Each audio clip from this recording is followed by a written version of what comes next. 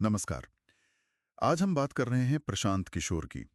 एक ऐसा नाम जिसने आप कह सकते हैं भारतीय राजनीति में पर्दे के पीछे रहकर काफी कुछ बदला है। बिल्कुल। और अब वो खुद मुख्यधारा की राजनीति में उतर आए हैं। हाँ, तो आज हम उनके इसी सफर को थोड़ा समझने की कोशिश करेंगे। हमारे पास जो जानकारी है वो अलग-अलग लेखों और प्रोफाइलों से है। जी, जो दिखाती है कि कैसे वो एक संयुक्त राष्ट्र के हेल्थ एक्सपर्ट से भारत के सबसे चर्चित चुनावी रणनीतिकार बने और अब बिहार में जन सुराज लेकर आए हैं। तो यही समझना है, कैसे ये व्यक्ति अलग-अलग बिल्कुल अलग विचारधाराओं वाली पार्टियों के लिए, मतलब नरेंद्र मोदी से लेकर ममता बनर्जी तक सबके लिए काम कर पाया। और फिर क्यों खुद अपनी राह बनाने निकल पड़े, ये वाकई दिलचस्प कहानी है। शुरुआत कहाँ से होती है? बिहार से हैं वो। जी, बिहार में जन्म हुआ 1977 में। इंजीनियरिंग की पढ़ाई की और फिर करीब 8 साल, जैसा आपने कहा, यूएन में जन स्वास्थ्य विशेषज्ञ के तौर पर। और कहते हैं कि एक अहम मोड़ तब आया जब वो चार्ट में थे। हाँ, यूएन के लिए काम कर रहे थे। भारत के पिछड़े राज्यों पर एक रिपोर्ट लिखी थी उन्होंने, और वो रिपोर्ट किसी तरह गुजरात के तत्कालीन मुख्यमंत्री नरेंद्र मोदी तक पहुंची। अच्छा, और वहीं से राजनीति का रास्ता खुला। लगभग कह सकते हैं 2011-12 के आसपास। 2012 गुजरात चुनाव में उनकी भूमिका रही, लेकिन जो असली पहचान मिली वो थी 2014 के लोकसभा चुनाव से। हाँ, तब उन्होंने वो बनाया था CAG, citizens for accountable governance. बिल्कुल। और बीजेपी के लिए वो कैंपेन किए। चाय पे चर्चा, 3D रैलियां, वो सब उस वक्त काफी नया था। हाँ, काफी चर्चा हुई थी उन अभियानों की। और बीजेपी की उस बड़ी जीत में उनका बड़ा योगदान माना गया। इसके बाद उन्होंने बनाई आईपैक, मतलब इंडियन पॉलिटिकल एक्शन कमेटी। और फिर तो लाइन लग गई पार्टियों की। जी हाँ, एक के बाद एक। 2015 में बिहार में महागठबंधन नीतीश कुमार के लिए, फिर 2017 पंजाब में कैप्टन अमरिंदर सिंह, 2019 आंध्रा में जगन रेड्डी। 2020 दिल्ली में आप, 2021 में बंगाल में ममता बनर्जी, तमिलनाडु में स्टालिन। काफी सफल ट्रैक रिकॉर्ड रहा। हाँ, ज्यादातर सफल ही रहा, लेकिन एक अपवाद भी था। 2017 में उत्तर प्रदेश। अच्छा, कांग्रेस के साथ वहां क्या हुआ? वो शायद उनकी रणनीति की पहली बड़ी, मतलब सार्वजनिक विफलता मानी जाती है। कांग्रेस की बहुत बुरी हार हुई थी। शायद इसी सब के बाद उन्होंने मई 2021 में कहा कि वो अब ये चुनावी रणनीति वाला काम छोड़ रहे हैं, बंगाल और तमिलनाडु जीतने के ठीक बाद। हाँ, उन्होंने ब्रेक लेने की घोषणा की थी, लेकिन ये राजनीति से ब्रेक नहीं था, क्योंकि इससे पहले ही सितंबर 2018 में वो जेडीयू में शामिल हो चुके थे। हाँ, नीतीश कुमार उन्हें पार्टी में लाए थे, राष्ट्रीय उपाध्यक्ष बनाया था।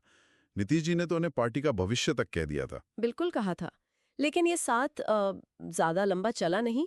कुछ मुद्दों पर, जैसे सीएए, एनआरसी, उन पर मतभेद खुलकर सामने आ गए। और वो एक बयान भी आया था नीतीश कुमार का कि अमित शाह के कहने पर उन्हें पार्टी में लिया गया था। जी।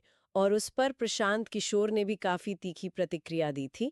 नतीजा ये हुआ कि जनवरी 2020 में उन्हें पार्टी विरोधी गतिविधियों का आरोप लगाकर निकाल दिया गया। जेडीयू से निकलने के बाद उनका फोकस पूरी तरह बिहार पर आ गया। ऐसा ही लगता है।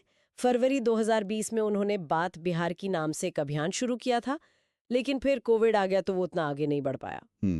और फिर आया जन सुराज। हाँ, मई 2022 में जनता ही मालिक, ये नारा है एक नई पहल। और इसके लिए उन्होंने वो पदयात्रा भी की थी, गांधी जयंती से शुरू करके। जी, 2 अक्टूबर 2022 से। बहुत लंबी यात्रा थी, करीब 3000 किलोमीटर की।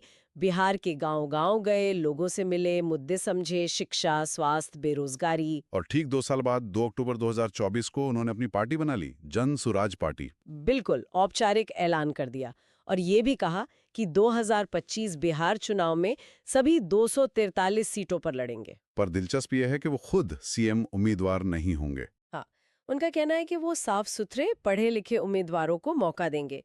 लेकिन देखिए, इस पूरे सफर में विवाद भी उनके साथ चलते रहे हैं। जेडीयू से निकाला जाना तो है, और भी कुछ। हाँ, जैसे पटना में एक रैली की थी अप्रैल 2025 में, तो विपक्ष ने कहा कि भीड़ उम्मीद से कम थी, फ्लॉप शो कहा, पैसा किशोर जैसे तंज कसे गए। अच्छा।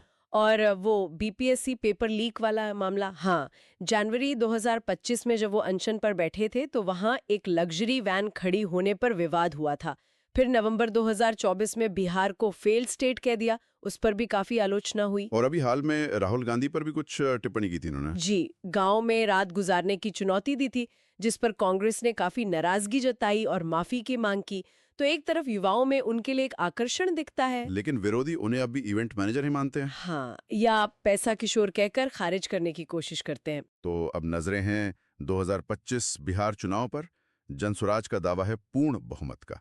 मुद्दे वही हैं, शिक्षा, शराबबंदी की समीक्षा, रोजगार। रणनीति क्या लगती है?